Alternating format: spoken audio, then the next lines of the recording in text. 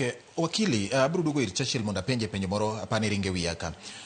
King'iyo kit ng'anyo makoro Churchill wacho manyo otimore nyoro ni.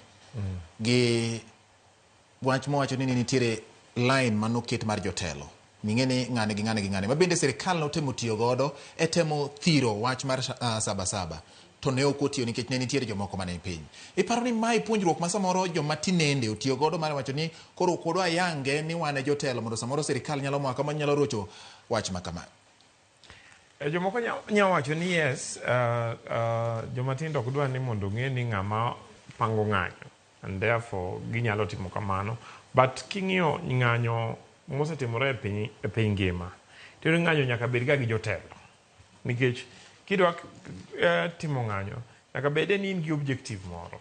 Objective ni nyaka bede ni nitie jatelo madwa time. King'iyo kata civil rights movement mane timore in the US in the 1960s, tineno ka ne nitie jotelo mane revolve around Martin Luther King gini. Yes. Okay? Ma kagidwa chiwo position paper, timiyo jatelo man Martin Luther King to wacho ni wan gimomiyo wang'anyo en achiel, ariyo, adek.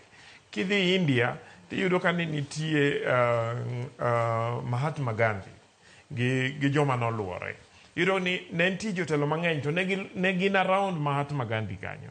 Ka gidwa pango gimoro to gibedo piny to gipango, ae giloso, gindiko pachgi to gisomo kendo giwacho ne jopiny. Okay?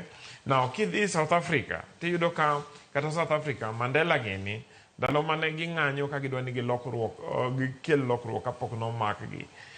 Iyudo ni ne gin gi a structure. So structure is very important. Anyiso ka joma tindo sani ni an ndalo mane watimo ng'anyo, ng'enyne iyudo ni wapango ng'anyo kata for about 3 months. Nikech kidwa timo ng'anyo nyaka ubed muwinjru ni kuom gik moko 10 mwanya dwarogi, achiel kata ariyo kata adek ni ema nyaka wadimand mondo wayudi.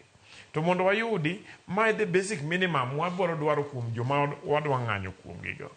Secondly, mondo wachungi, wadwaro ni mondo wamobilize ji marom kama. To jogi, ndalo cha kaka Suba onyisi, ne onge social media. Ne wawuotho, for instance, anatimo ng'anyo mang'eny Kisumu.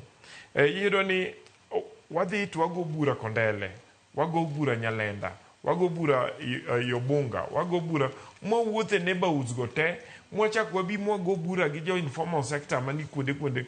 And kuonde mwago e bura go, wago bura through jotelo ma kuonde go. Then jotelo gi wariwogi.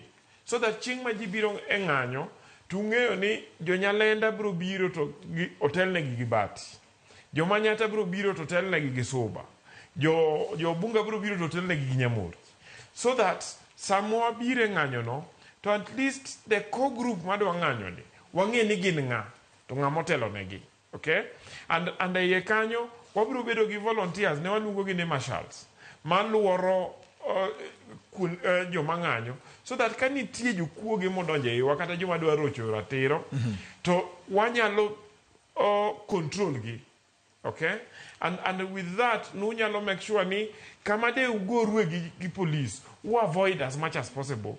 Nikech who avoid the situation mangato nyabiro mondo o interfere gi process ni. For instance, nyago mbaka gi students moko Mawego.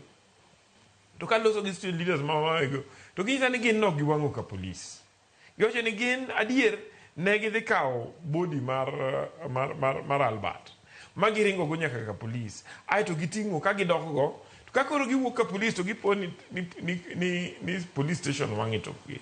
Mi kanyi nene liel, nyo gichung' mal liel as student leaders, magi wacho ni gin no giwang'o ka police. But the news makoro wuok en ni giwang'o police gin manikanyo, because probably they did not know ni gika nentie jomoko mane nigi njama mar timo ang'o mar wang'o ka police. And therefore then the blame dhi na jopiny.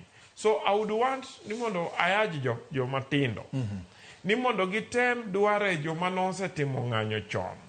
Gidware Raila Amolo Odinga, gidware James Orengo, gidware Suba Churchill, ginyalo dwaro nitie joma manigi experience mondo gibed go piny, mondo gi learn from, mondo gi prepare, nikech ng'anyo to en gima nie katiba ma chik oyie to gi prepare ni gibiro time e yo mabiro konyo ok yo mabiro ketho. An gi penjo moro ne Suba Churchill, taparo ni wakili in bende inyalo biro kwanyo